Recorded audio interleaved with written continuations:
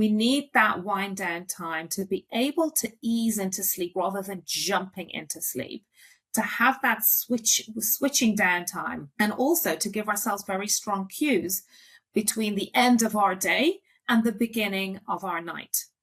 And I would say that many of us probably don't do that. We just don't. We just busy in our day. We keep going and going and going, and then we get straight into bed. And then it isn't any wonder that so many people then struggle with getting to sleep, because that is the first moment that we give ourselves to stop in our day, is when we get into bed. I'm Shreya Parekh, and you're listening to Empower Her, the podcast for busy women aged 35 and beyond. If you're feeling stuck and unfulfilled with your health and wealth, get ready to be empowered to take action.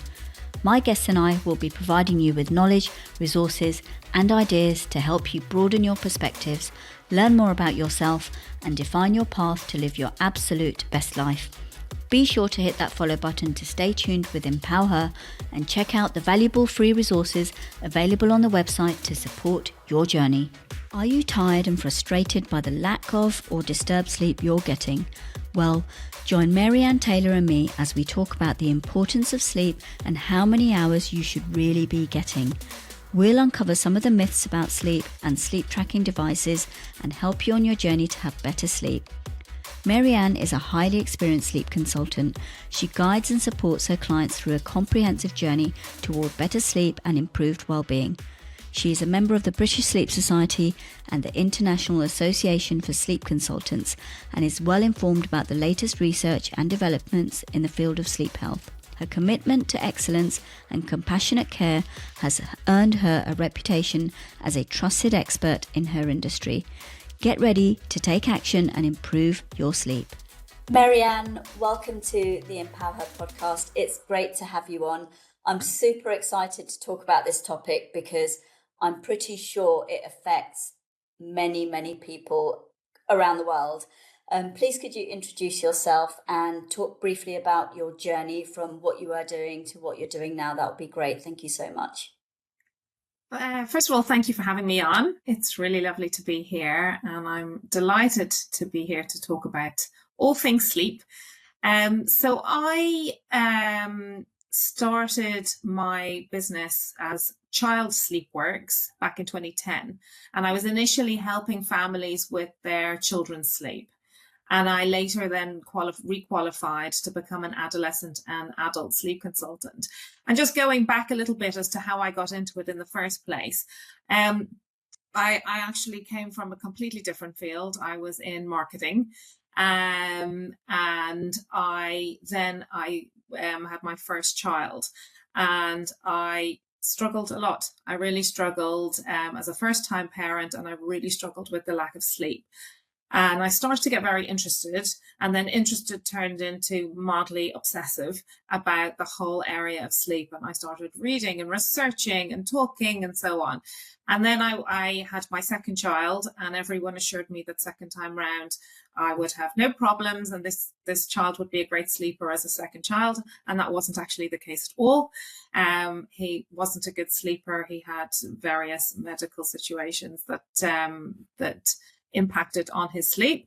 And by this time I was then very knee deep in the whole area of sleep. And I decided to train as a sleep consultant, initially for children's sleep.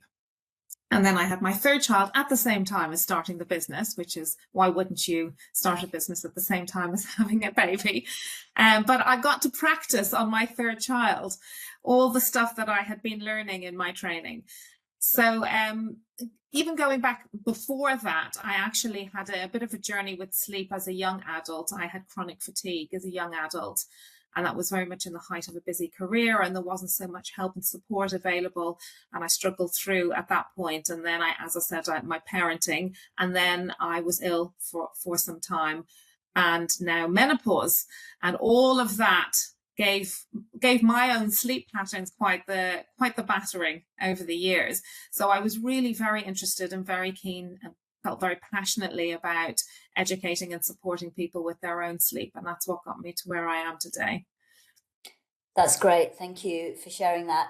I think now sleep is so important. For me personally, I've become obsessed with trying to get better sleep and making sure I have enough sleep. Whereas before, I feel like in my younger days, it was kind of a badge of honor if I'd only had 3-4 hours sleep and I'm still going strong, and I feel like it's just the wrong way to think. From a very young age, you do need sleep, whether you're, a teenager, child, going into adulthood. There is a huge misconception out there that having less sleep is a great thing, and the less you sleep, it's fine. You should always be going, productivity, hustling, and working on less hours. Can you emphasize the importance of sleep and why it's really important to get enough sleep? Absolutely. And I agree with you. I think there is this misconception of it's fine, I'm fine, I can function on 5 or 6 hours of sleep, but the impact of that can be huge. It's crucial. Good quality sleep, quantity and quality of sleep is so important, not just for our overall well-being, but our physical health, our cognitive function, emotional regulation, our mental health. And if we look a little bit more deeply, so first of all, let's look at the impact on our physical health and the consequences of sleep deprivation. So we have increased risk of obesity, of heart disease, diabetes, weakened immune function. We know that when we cycle through the stages of sleep at night, our body makes repairs that it needs to make in order to keep us healthy and maintain a strong immune system that we need in order to fight off illnesses. And also, sleep is so important for our nervous system to remain healthy as well, to reduce the higher blood pressure. And also the impact on our mental health, which is enormous. We know that when we're sleep deprived, we maybe feel more moody, more irritable, frustrated. But also there's a very, very strong connection between stress and anxiety levels and sleep. They have what we call a bidirectional relationship, in that the more stressed and anxious we feel, whether that's generally with our life in general and possibly around our sleep, then the more that is possibly going to affect our sleep. And consequently, the more sleep deprived we become, the more that increases our stress and anxiety levels. So there's very strong connections here between the two. And we also know that we tend to be less focused, less able to concentrate. And the impact of that then is that we feel less productive and less organized in our day. And just to also mention about our memories, our thoughts and our memories of the day, they get consolidated in our deep stages of sleep. And if we don't have enough quantity and quality of sleep, then that is compromised and we're less able to pull out our memories that we need to be able to. And that's especially relevant for young people who are doing exams and need to be able to access these memories, these things that they're learning. And I often say to younger people who are revising and they're staying up till all hours to cram, that actually you are definitely, you would feel the benefits more by actually not cramming, going to bed a little bit earlier to be able to pull out those memories more easily. Yeah, something I keep battling with my children, trying to say to them, you need X amount of sleep, or, and I've heard this saying, never wake up a teenager, even though it's so tempting to wake them up and say, haven't you got up already? It's 12 p.m. All sounding very familiar to me too. Even me, with the mum as a sleep consultant, I have the same battles. So in terms of sleep, how much sleep should an adult be getting? And I know there are terms of, yes, even though you might be getting 7, 8, 9 hours sleep, it's the quality of sleep as well. Could you talk a bit about that? Absolutely. And I get asked this question a lot of how much sleep do I actually need? And I want to dispel a myth, and I call it the 8-hour myth. We're informed, we're told through media, social media, newspaper articles about this very much in inverted commas, perfect night's sleep of 8 hours. Have you had your 8 hours of sleep? Mm-hmm. And I think that problems really arise when we govern when and how much sleep we need based on what these universal norms tell us. It's a bit like saying that everyone should be sort of 5'7", or everyone should wear size 6 shoes. That there's this one size fits all, and there really isn't when it comes to sleep. The fact is we're sort of separated into long sleepers and short sleepers. where some people do better on relatively longer periods of sleep, whether that be 8 hours, 9 hours, and some only need less, short sleepers. So some are fine on 6 to 7 hours. So it's really important to remember that, and especially for people who struggle with sleep, that they feel very much sort of anxiety if they haven't had what they perceive as this perfect night's sleep of 8 hours. And I think that also connects to these trackers that a lot of people use because they feel quite anxious about their sleep if they haven't had their 8 hours of sleep. So they use these trackers to track their sleep. And if the reading tells them in the morning that they haven't had their 8 hours, then that's going to affect, first of all, how they feel about their sleep, how they perceive their sleep, but also how they feel the next day.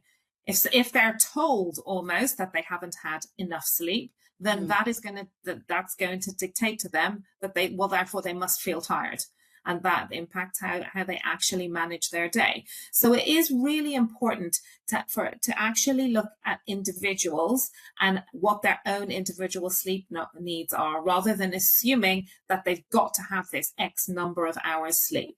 So for me, for instance, I know I'm fine on 7 to 7.5 hours sleep, and I can function pretty well and be productive in my day.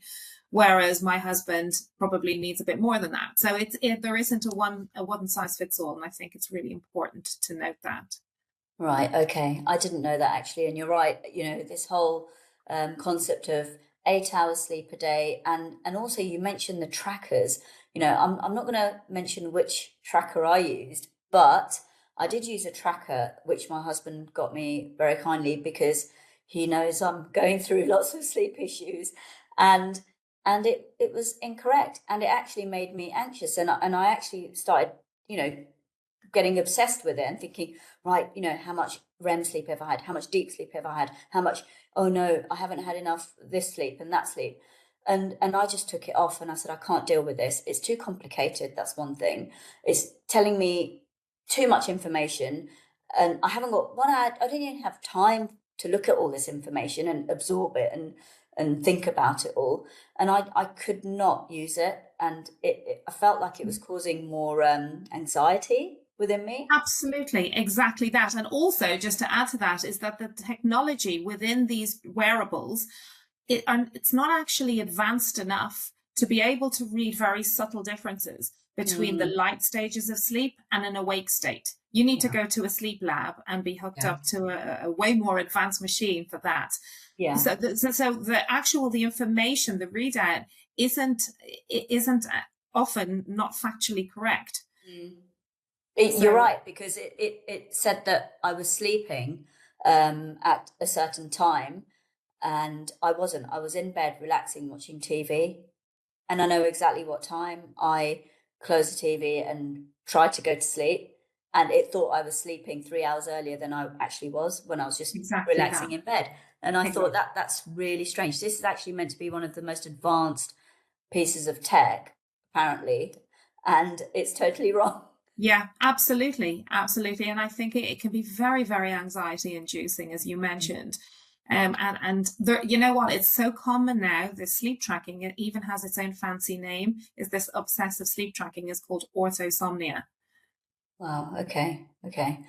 Could you delve into a little bit about what the main causes of sleep disturbances are, and are there any kind of differences between males and females when it comes to this?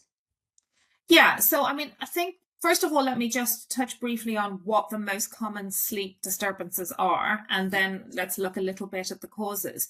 So very common is difficulty falling asleep at bedtime. So feeling very tired, getting into bed, but really struggling to get to sleep. Another one is waking in the night.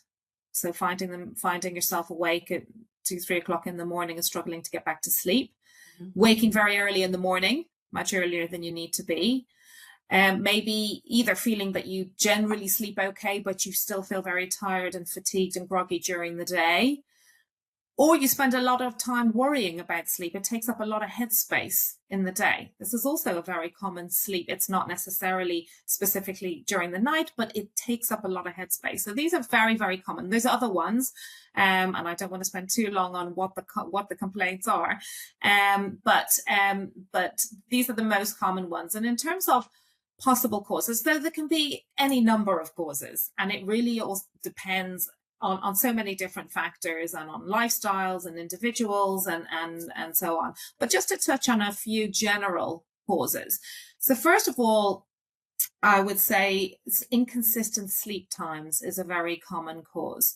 So we all have our internal body clock, our circadian rhythm that operates over a 24-hour period that dictates a lot of our processes, our physiological processes, and the sleep-wake cycle is one of them. And if we have very inconsistent sleep times, so we go to bed at all different times, we wake up at all different times, then we find ourselves almost in this kind of permanent state of a feeling of jet lag, because we're fighting very much against our natural body clock with these inconsistent times. So this is a very common cause of sleep problems.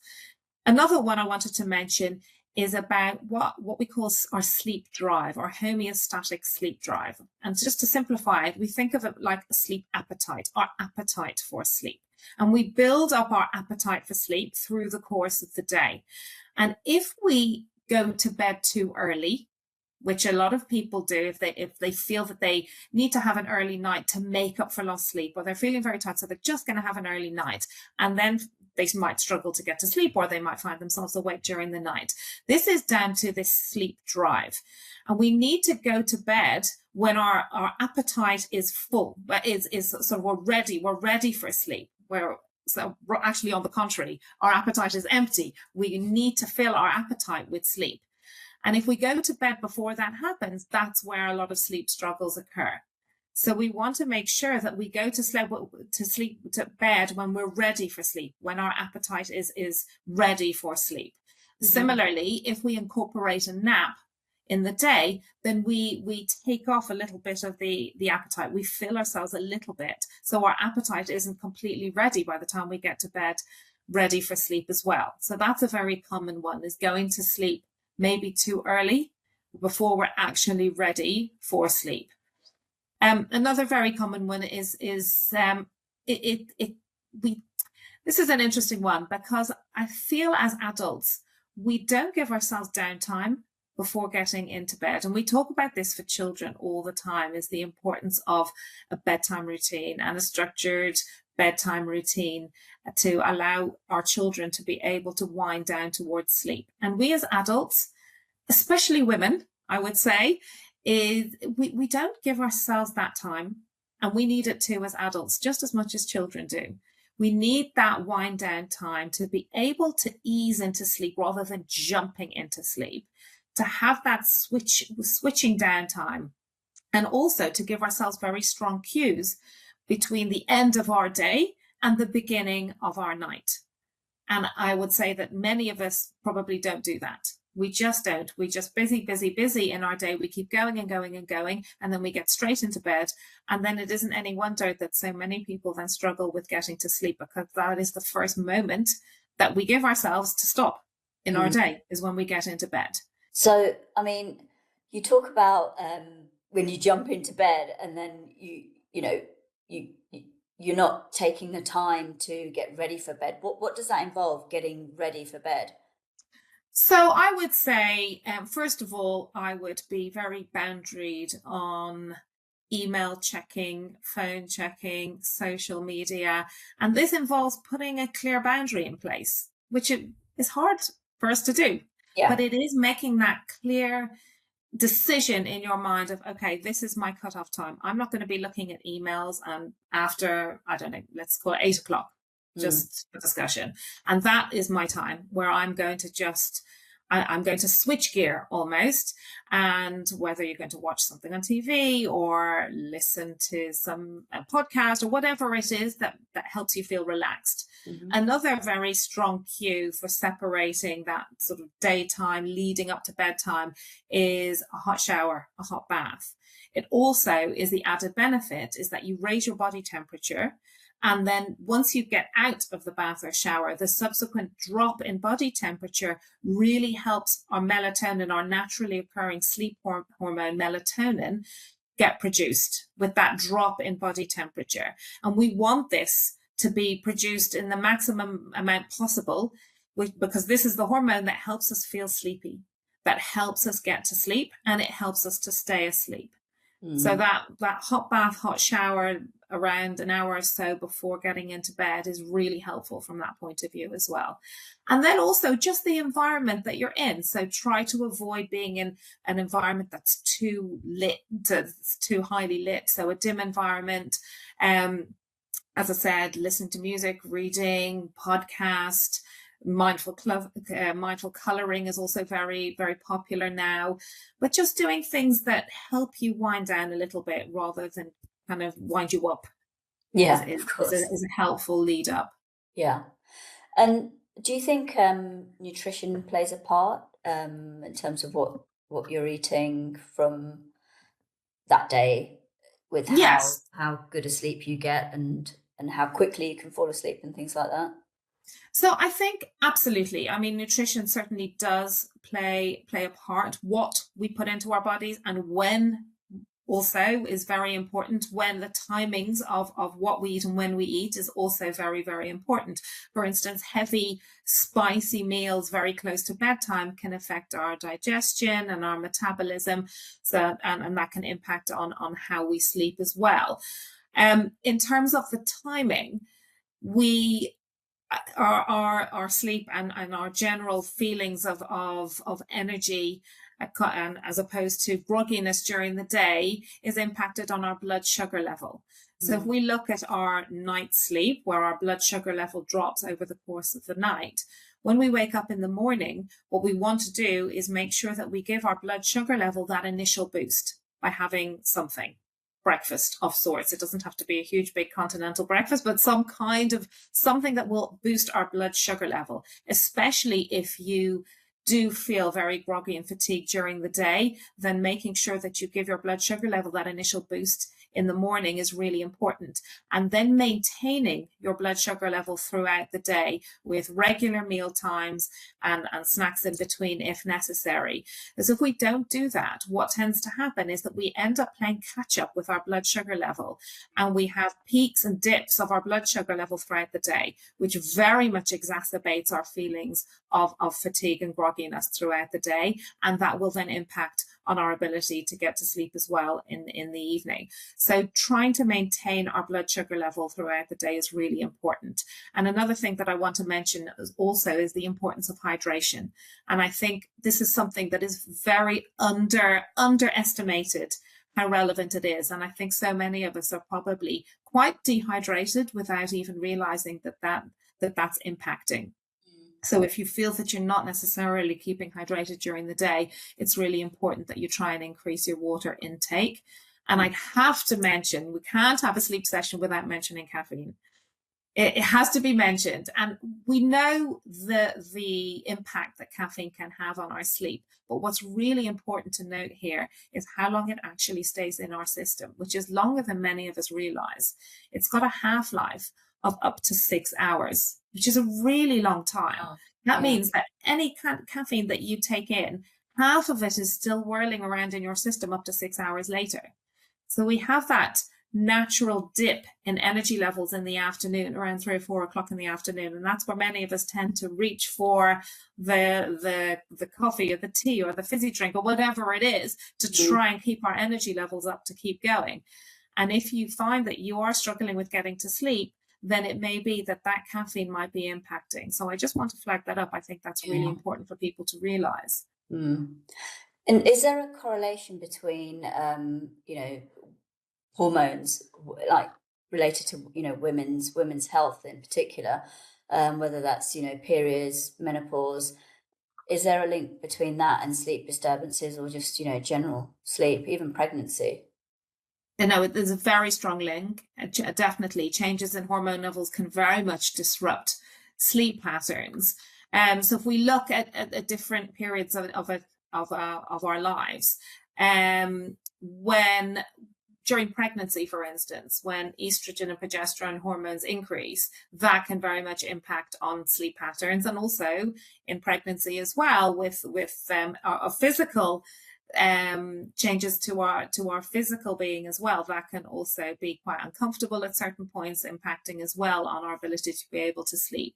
And then with menopause, as we bid farewell to the estrogen and progesterone hormones, and we welcome in hot flushes, brain fog, night sweats, all of that very much has an impact on our ability to be able to regulate our sleep patterns as well.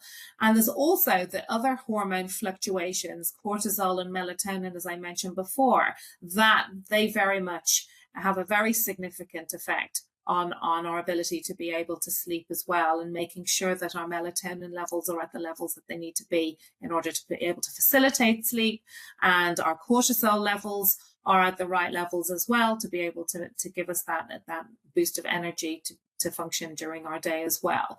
So there's loads of different ways that hormones can be impacting on our sleep throughout our lives. Yeah. And going back to kind of our childhood, is there a correlation between our childhood sleep patterns going into our adulthood, and is that affected? Like if we have poor sleep as a child, or can that affect your sleep as an adult? So that's an interesting one. And I think there are some studies that look at this pattern of whether these behaviours that we may have learned behaviours as children, whether we carry them into adulthood. And I think a lot of this is actually around our narrative that we've heard maybe from as a young child, that we weren't a good sleeper, that we heard these words of, oh no, so-and-so doesn't sleep well, or they can't get to sleep without me holding their hand. So we grow up with this view that we're officially not a good sleeper, that we've heard this constant description. And I think this can stay with us as we get older, and we take this on. We take this narrative on of, well, I'm just not a good sleeper. And we take it from childhood to adulthood, but also if we struggle with sleep as an adult as well, this is something that this narrative, I think, is really relevant, is that we label ourselves almost with this, I'm not a good sleeper, so therefore, that's it, there's nothing I can do. But I think that in terms of whether we bring our actual sleep problems as a child into adulthood, I guess it depends on so many different aspects. But I think it's more around the narrative that we and this learned narrative that we've created and brought with us. So do you think that the narratives that we tell ourselves, because I often find myself saying I'm not a great sleeper, I'm a very light, actually my narrative is I'm a light sleeper and I wake up with the smallest amount of noise, and that's even before my age now, going through perimenopause and stuff. Do you think that affects your sleep, in the sense you're telling yourself this, so therefore that's what's going to happen? Absolutely. I think it creates a bit of a self-fulfilling prophecy, really. Yeah. The power of our minds are very strong. So much so that often what we think and what we repeat to ourselves is often how we make it happen. Yeah. So I think being able to step back a little bit from the narrative, rather than giving ourselves this label of, well, this is just, but actually step back a little bit, almost move out of our own way a little bit, to be able to let a lot of what is, as I mentioned before, the natural process happen. Yeah. And sleep generally, it doesn't do well under pressure. And the more pressure we put on sleep, the more likely we are to not just create, but to maintain a sleep problem. Right. Okay. So what would you say are the top 3 things women can do to get better sleep if they are having problems with their sleep? And I know, it might be different if, they're going through, they might be on their period, they might be going through pregnancy, they might be going through the menopause, but, taking those factors into consideration, if you can, what top 3 things would you recommend? So I would say one, which is an easy one, for all of us to do is to take a pause in the day. Take a pause in the day, factor it into your day. And I'm sure there's nobody that would say they don't have 15 to 20 minutes that they can take out of their day to actually step back a little bit, step back from the busyness, the activity, and this almost build up of mental pressure that we build throughout the day. And to be able to step back, take that time, whether it's go out for a quick walk, sit outside, listen to music, even just stare out of a window and let thoughts come and go. But this is a very, very helpful way of being able to relieve a bit of the mental stress that we're building up, to leave some space when we get into bed. So the moment, if we don't do that, we're building it up, we're storing it up until we get into bed. And what we want to do is actually take a little bit of time away from when we get into bed to facilitate a bit more relaxation from when we get into bed. So a pause in the day to just step back from ourselves and be able to just process things a little bit. Another really helpful technique is what I call put the day to bed diary. I love this strategy, and I think that we should all be doing it. It's a way to process our day a little bit, rather than bringing it into bed with us and carrying it with us, especially at 3 a.m. when we may be waking up and it's dark and it's quiet. And that's when all our processing tends to happen all at once at an alarming pace. So put the day to bed diary is something we do in the evening, at some point in the early evening. And we write it down. So first of all, writing it down is really, really important. That visual, seeing it visually in front of you, and the act of writing it down, your brain processes it in a very different way than if you're typing it on a phone or on a laptop. And you separate this diary into three main sections. One is what went well in your day. So a quick mind scan. Don't spend ages. This is not for agonizing over. This is a quick mind scan, 2 minutes. What went well in your day? And it can be very small things. It doesn't have to be huge stuff. It can be you had a nice chat with somebody, you had something nice for lunch, whatever it is. The next section would be what didn't go so well. What caused you irritation, frustration in your day? Maybe you had a piece of work that you thought you'd get finished and you didn't, or you had words with somebody, whatever it is, put it down. And the final section would be a comprehensive to-do list. And it can be work related, it could be home related, just anything that comes to mind, stuff that you need to get done by the end of the next day, the next week, month, whatever it is, just get it out, brain dump, put it all out on this diary. And the key element of this diary is that you action it the next morning. So the next morning, when you wake up, before you reach for your phone, please, don't let that be the first thing you do when you wake up in the morning, but you have a look at this diary that you did the night before. And first of all, it's interesting to have a look at the perspective, especially on the what didn't go so well list, and how that perspective might be slightly less intense than it was the day before, but more relevantly, your to-do list. And what's really helpful here is maybe highlighting 2 or 3 things that you feel you can absolutely get done that day. And it's very empowering. You might not have actually done the things yet, but it's very empowering. It feels that you're taking control, that you're taking ownership. You're taking control. I know I can get 1, 2, 3 done today or next week or whatever it is, however works for you. But this is a very helpful tool because often this to-do list and all this stuff comes and goes at such a pace and it feels very overwhelming and we don't get any of it done. One more. Is the breathing, just slowing down our breathing, a very simple breathing technique. And this is not, you don't have to be into meditation to do it, but just a process that involves slowing down our breathing a little bit and being aware of our breathing. A very simple one is called equal breathing, where you breathe in for a count of 4, you hold your breath for a count of 4, exhale for a count of 4, and hold for a count of 4. Visualizing your breath as you're doing it. It's just a very simple process to be able to slow down the breathing a little bit. That's great. I think, we all need to think about these basic things that that it's not difficult what you've said. It really isn't. Taking 15 minutes out of your day just to think, we must spend all that time going to the coffee machine or going to Exactly. going to the loo or whatever that might be. It's not that difficult. And you've given me some food for thought. That is for sure. The other thing I wanted to ask you is, I'm a big fan of collaboration. I really believe in the power of collaboration.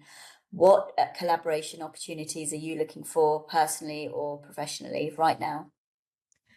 So I give sessions in organizations about all things sleep related, whether that be around anxiety and sleep, menopause, burnout, fatigue. So I'd love to build up some more connections there with organizations, corporate, charities, schools, universities, that kind of thing, because I feel that there's so much to talk about, and a lot of stuff that people kind of have in the back of the mind, but I'd love to get in and really be able to give more sessions, more education in the field of sleep in these areas. So that is definitely something I'd be interested in looking at. I'm also developing a transformational one-to-one program, which is a lot more than just information. This is where I work side by side with people to get to the root of sleep issues and look at behaviours and thoughts and habits around their sleep and develop strategies together. They're very much tailored to the individual's needs and lifestyle. So I'm looking also to collaborate with people who would feel that they would benefit from that. Yeah. That's great. So we will add all the information in the show notes anyway, for people to reach out to you for any collaboration opportunities that they're also looking for. That would be great. I would like to just say one final thing on sleep. I just want to ask you one thing. Is sleep the number one thing you should be thinking about to improve lots of aspects of your life, your mental and your physical health? I know there's other things people need to think about, nutrition and exercise and things like that. But would you say sleep should be the number one thing? If you can do anything, sleep better. Absolutely. I mean, I think sleep is one of the very key pillars of health. Yeah. And it's also prioritizing sleep. It's also saying that sleep is important for you. And it's not something that's just, I need to just get done for a few hours at some point, but actually prioritizing it. And obviously, as you said, there's lots of different factors that impact on our physical health and our mental health, but sort of trying to maximize and feel that we're fully rested and waking up feeling refreshed goes a long way to helping along the way with maximizing our physical and our mental health. Yeah, absolutely. I've got so much information here, which is great, even for myself. And I really do hope that this has been valuable for people out there, because I've become a convert with sleep. Like I said, my narrative before was, it's fine, surviving on 4 or 5 hours sleep, but look how much work I get done and blah, blah, blah. But I think that is the absolute wrong way to think now. And I think people really should start thinking about how much sleep they're getting, and if they're not getting sufficient sleep, and if they are having issues with their sleep, they really should think about that and try and seek help if they really need the help, or implement some of the strategies that you've said with your top 3 things that people should be doing to aim to be getting better sleep. With that, I'd love to say, Maryanne, thank you so much for being on the Empower Her podcast. It's been great to have you on. I hope to have you back soon to discuss many other things to do with sleep. I'd love that. Always available to talk about sleep. Yeah, no, absolutely. Thank you so much. Thanks for having me on. Thanks for tuning in to Empower Her. I hope today's episode has left you feeling inspired and motivated to make a positive difference in your world. Please follow the podcast and share it with anyone who will find it helpful. Until next time, keep striving for positive change and greatness for all women.